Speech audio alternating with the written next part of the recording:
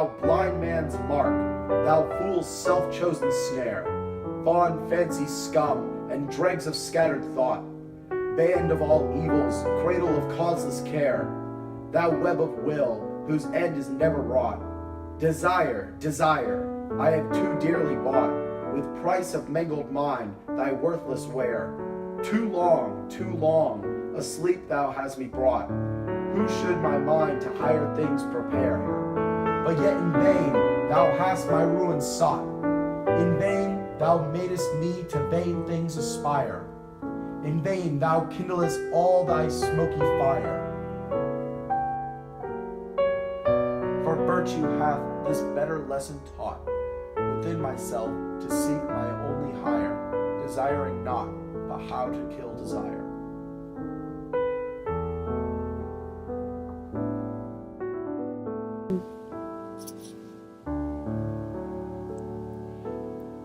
Hey guys, thanks for joining Zack and I today on Get Lit Friday. The late Sir Phillip Sidney, a 16th century English Renaissance writer, wrote the poem you just heard Zack read, titled The Blind Man's Mark. This information is given in the background before the poem on the AP exam, so it's important that you learn to make use of those sentences to help analyze the poem. Today we'll be using two methods known as soapstone and typifast to help us gain a better understanding of the poem. So let's get into it. So in the middle here we have Thou Blind Man's Mark, which is the poem that we'll be talking about today.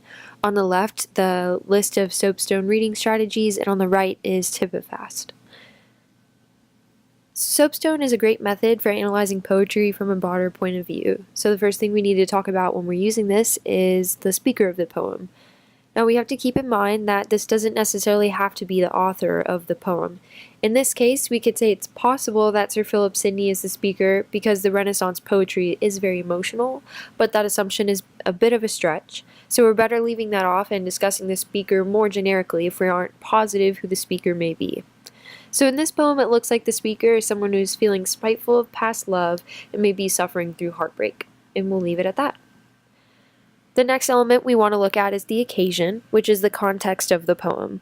This is where the background information of when Sir Phillip Sidney lived really comes into play, because since he lived in the 16th century and we know that the 16th century was the Renaissance, we can say that there was a theme of rebirth during this time, so we should keep an eye out for these sort of themes while we're looking through the poem.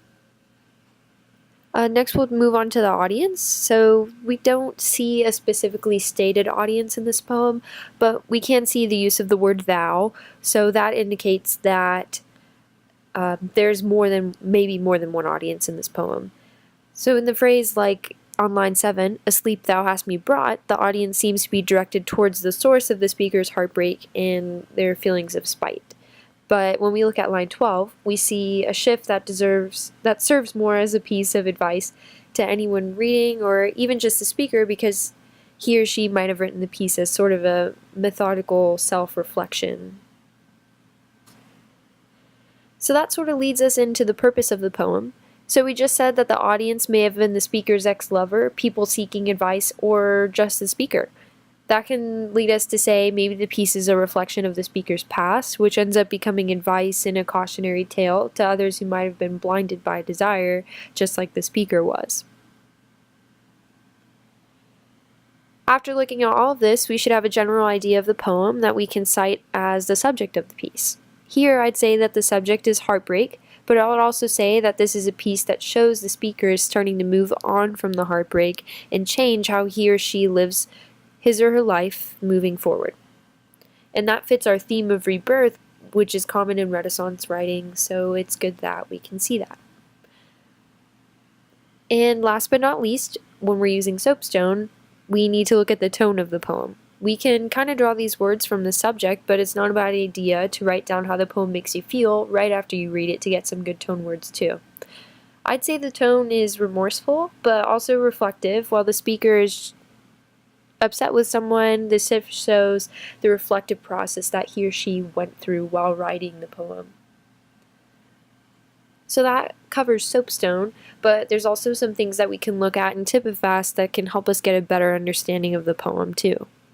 So those things we want to look at from tip and fast are the title, the figurative language, and even the shifts. So we touched on the shift before in lines 11 and 12, where the speaker stops talking about their past and looks more towards the future. But in tip and fast, we explicitly state this shift instead of just referencing it in other analysis points. So I just wanted to clarify that that shift is between the lines 11 and 12. And moving on to the title of the poem, that's something you look at twice when you're doing tip and fast, and that's going to be in the beginning.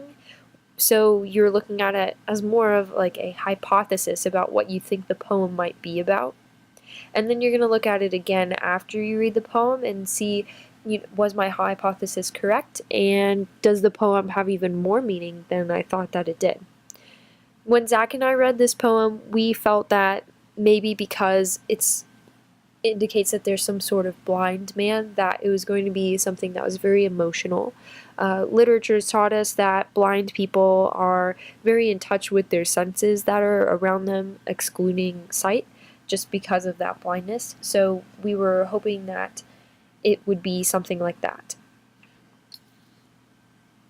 And after we read the poem, we could see it's that sort of thing going on, with the blind man maybe being more blind to love more than anything. And another thing we need to look at using tip and fast when we're analyzing poems is figurative language, and we need to show how that affects the poem.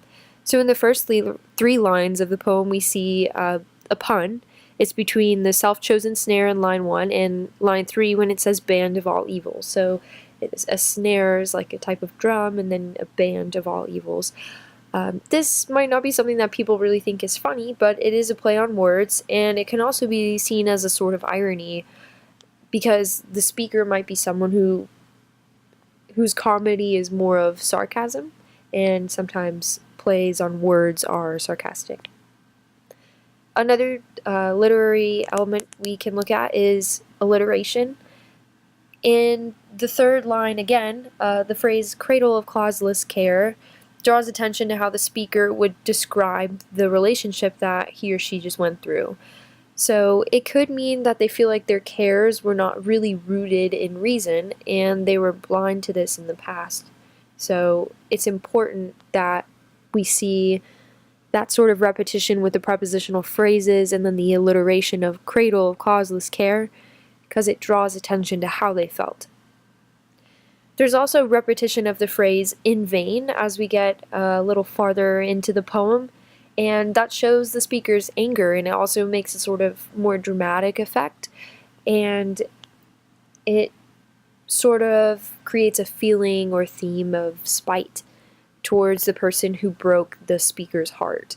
And this repetition also makes a sort of accusatory tone to the poem, and that can help us understand why they're so upset. So that about covers everything that we need to look at for the blind man's mark. We looked a little bit into soapstone and how that overlapped with tip and fast, so I hope that you felt this was enlightening. Thank you so much for joining us.